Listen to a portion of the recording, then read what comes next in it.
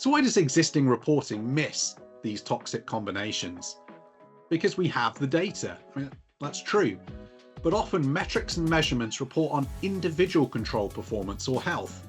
For example, how many devices are patched? What are my phishing test failure rates?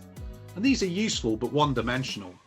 As we know, a single dimension can't account for combinations of risk. But let's look at it another way. You have your metric for phishing testing failure rates, and currently in your business it's green. Your phishing failure rate has never been lower. You have a metric for privileged access and you run a tight ship and you're in the green. And the team is keeping reasonably up to date with patching and maybe you're a green, borderline amber performance. Sounds good.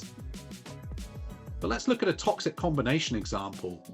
What if you have an employee in finance who has an unpatched machine, has failed their phishing tests, and has privileged access to some very important business applications?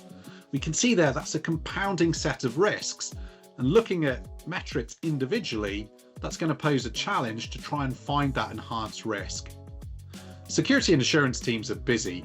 They'll often have to look at individual source data per tool, and with multiple vendors in a typical technology stack, finding the signal in the noise is understandably hard.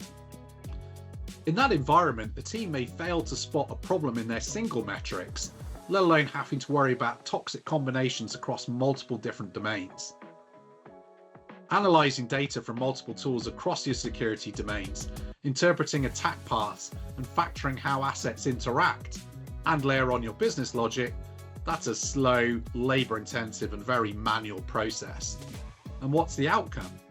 Resourcing isn't used efficiently. It's not prioritizing remediation on the critical threats to the business that bad actors, now enhanced with AI tools, love to exploit.